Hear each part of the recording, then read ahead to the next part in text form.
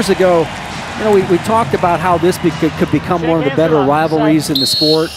You know, fingers. I don't think this is over with. You know, these programs are going to be battling for a decade at least. You know, as far as their going back and forth, the recruiting bases these guys have, the coaching staff, the cultures that they're developing, and it's so refreshing in wrestling to see something beyond just our old traditional, you know, border and long-time rivalries in the sport. It's nice to have this being added, and you know, we talked 2 years ago when they came here, and that's when Ohio State got beat by Penn State really bad. I mean, they got run out of the gym.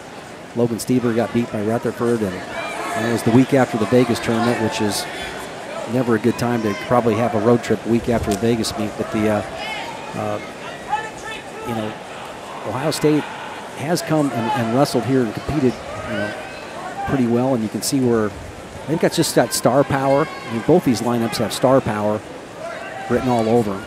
Josh Fox, the 197-pounder for the Buckeyes, filling in for Mark Martin, who's still suffering a little bit from his knock on the head in the Illinois match. They did have to take a break and go through the test for concussion. He was able to finish and win the match, but he is not quite ready for tonight's action. Should be back next week or so. We talked about Hunter Steber not being in the match. He had twin Tommy John surgery, and when you pull and you work out, you get inflamed in those elbows, and that's what was happening here with Hunter Steber as well, and it wasn't the right time to bring him back for the Buckeyes at 149. So injuries keeping a couple of the regulars out for Ohio State. So Josh Fox steps in against the #1 ranked McIntosh out of Acton, California.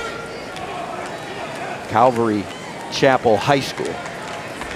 Nice high crotch there, attempt. Nice cut off, 2 points for the #1 ranked undefeated Morgan McIntosh.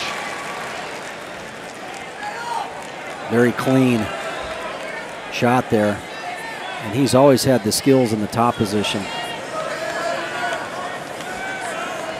to be able to control a man. You know, last year's Big Ten champion, you know, get the world champion in the weight class. Big Ten champion. And we're talking about Kyle Snyder, youngest ever American to win a world championship. Internationally, he's the freestyle world champion. He's still ranked #1 in the world. He is ranked #1 in the world and wrestling for the Buckeyes. He's coming up next. Kyle Snyder, and sophomore for Ohio State. And that's one thing that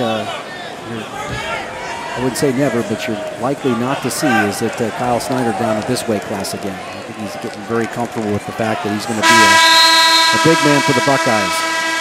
McIntosh out in front 2-0. And so many exciting things going on in wrestling. That's why you should go to nr4w.com and be one of the over 100,000 wrestlers signing up to show that you support wrestling. And let's go to one of the greatest supporters of wrestling, our own Shane Sparks.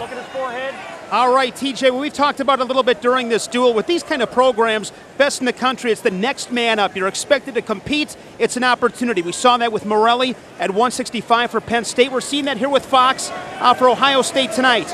He's yet to win a Big Ten match, spelling Mark Martin, but he competes hard. A few weeks back against Aaron Studebaker of Nebraska, kept it to a regular decision, and in these kind of duels, that's really important. Save every point. Again, he's looking for that first Big Ten dual meet victory. It'll be a tough task tonight against the top-ranked McIntosh. TJ?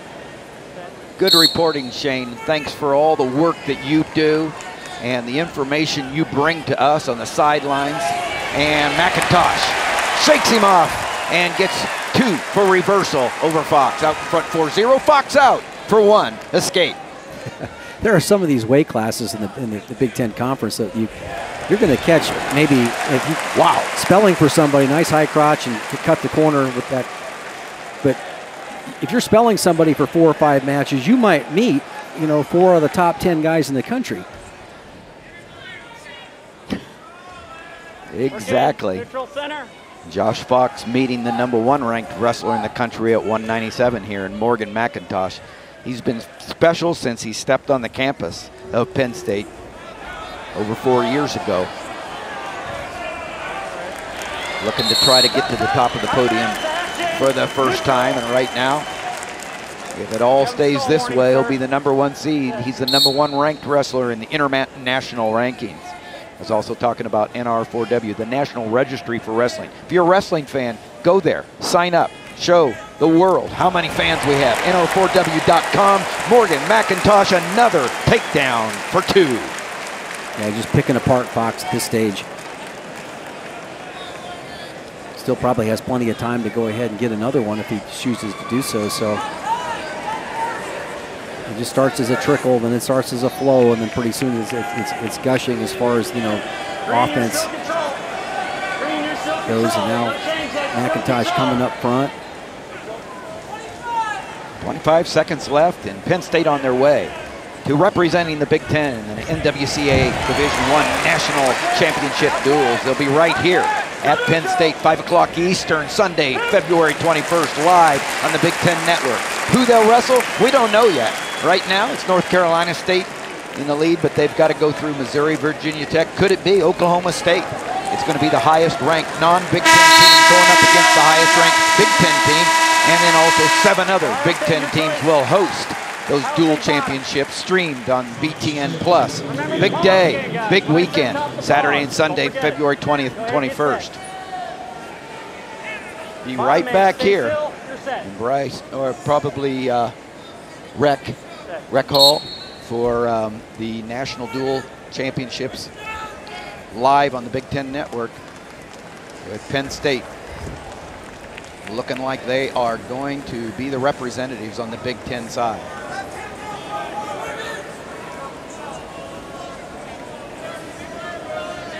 You know, McIntosh just has one of those championship styles. You know, closes out the period in the top position and ends up, has varied attacks. He's pretty confident where he is right now with regard to this match, but you know, he's always been able to attack below the knee. That's been an asset for him. And these go-behinds, dropping in on the leg. Good chain wrestler.